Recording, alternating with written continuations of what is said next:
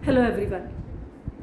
आज world IVF day है, यानी कि आज के दिन 1978 में 1978 में पहली बार आईवीएफ के ज़रिए बच्चा पैदा हुआ था। उस लड़की का नाम था लुइस ब्राउन। देखो, आज आईवीएफ डे पे ना बहुत ज़्यादा ज्ञान नहीं बांटूंगी, बस थोड़ा सा मैं आईवीएफ के बारे में कुछ बोलना चाहूँगी। पहली चीज़ तो जो लोग भी मुझे सुन रहे हैं, भगवान करे आप लोगों को ज़रूरत ना पड़े, अपने आप कंसीव हो जाए। बट अगर ज़रूरत पड़ रही है तो पहली चीज़ आईवीएफ से डरना नहीं है। दूसरी चीज़, मेरे हिसाब से आईवीएफ दुनिया साइंटिफिक इन्वेंशंस में से सबसे बड़ी इन्वेंशन है, क्योंकि अगर आप सोच के देखें, हम लिटरली एक जान को, कुछ सेल्स जो भगवान ने बनाए हैं, हम उन सेल्स को बाहर निकाल कर उन सेल्स से एक जान बना रहे हैं एक लैब में।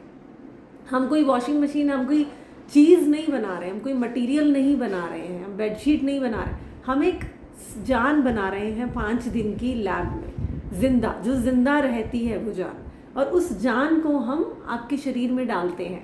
बेसिकली हम कुदरत का थोड़ा सा काम अपने हाथ में लेने की कोशिश कर रहे हैं। हम कोशिश कर सकते हैं। देखो, चाहे ये बहुत बड़ी साइंटिफिक इन्वेंशन है, लेकिन हर इन्वेंशन की कुछ लिमिटेशन होती है। आईवीएफ की भी है। दैट इज़ वाई अगर 10 का 10 का हम आईवीएफ करते हैं तो 10 के 10 पॉजिटिव नहीं आते हैं, क्योंकि अभी भी कुछ चीज़ें जन्म मरण की भगवान ने अपने हाथ में रखी हुई हैं।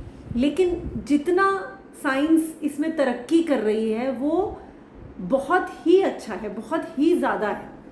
बहुत सारे रिसर्चेस चल रहे हैं कि आईवीएफ का सक्सेस रेट कैसे बढ़ाया जाए।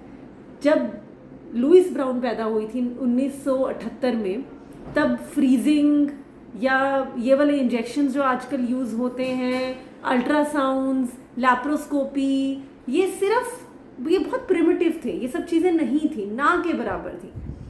उस ज़माने में भी किसी ने डॉक्टर पे ट्रस्ट किया, किसी ने साइंस पे ट्रस्ट किया, किसी ने उस ज़माने की आईवीएफ की सक्सेस रेट जो उस टाइम पे 20% होता था, उस पर ट्रस्ट करके आईवीएफ करवाया होगा, बेबी पैदा हुआ होगा, उससे कितने लोगों को होप मिली होगी।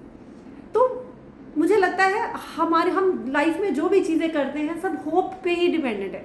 मैं एग्ज़ाम की तैयारी कर रही हूँ, मैं होप कर रही हूँ कि मैं उसमें पास हो जाऊँ। मैं कुछ नौकरी के लिए तैयारी कर रही हूँ तो होप कर रही हूँ कि मुझे मिल जाए। मुझे नहीं पता मिलेगी कि नहीं मिलेगी। इसी तरह से ये ट्रीटमेंट है कि हमारा एक ड्रीम है कि हमारा एक प्यारा सा बेबी हो, जो कि नेचुरली नहीं हो रहा है, तो हम आईवीएफ के ज़रिए होप कर रहे हैं कि हमारा वो ड्रीम पूरा हो जाए। और होगा कि नहीं होगा, we don't know, we really don't know. Doctors अपना पूरा ट्राई करते हैं कि हमारे पास जो भी पेशेंट आए, हमें पता है कि पैसा इन्वॉल्व है, मनी लगती है, टाइम लगता है, आपका इमोशनल इन्वेस्टमेंट बहुत ज़्यादा लगता है। लेकिन हम how hard we try, how hard you try, how hard we try, it can never be 100%, but वो 50, 60, 70% तक भी रिजल्ट लेके जाना, I would say it's a miracle. It's a miracle. जो काम कुदरत से नहीं हो रहा है वो हम कर पा रहे हैं। आप एज अ पेशेंट अपनी पूरी ट्राई देते हैं, हम एज डॉक्टर्स अपनी पूरी ट्राई देते हैं। एम्ब्रियोलॉजिस्ट, हमारे एम्ब्रियोलॉजिस्ट जो लैब में काम कर रहे हैं, जो एक्चुअली में माइक्रोस्कोपिक लेवल पे बेबी बना रहे हैं, इतना सब कुछ मिलने के बाद हम 70% के सक्सेस रेट तक पहुंचे हैं, विच इज़ ब्यूटीफुल। और बाकी के जो 30% रह जाते हैं, ऐसा नहीं है कि उनका एंड ऑफ द रोड है। They can again try for it, और बहुत पेशेंट्स को सेकेंड थर्ड साइकिल में सक्सेस मिलती है। लेकिन इन ऑल प्रॉबेबल केसेस सबको सूनर और लेटर सक्सेस मिल जाती है। तो आज के दिन मैं इतना ही बोलना चाहूँगी कि अगर प्रॉब्लम है और ज़रूरत पड़ रही है तो ज़्यादा सोचना नहीं है।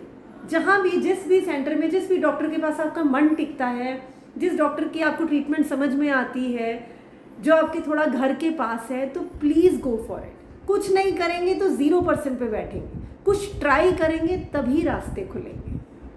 Thank you.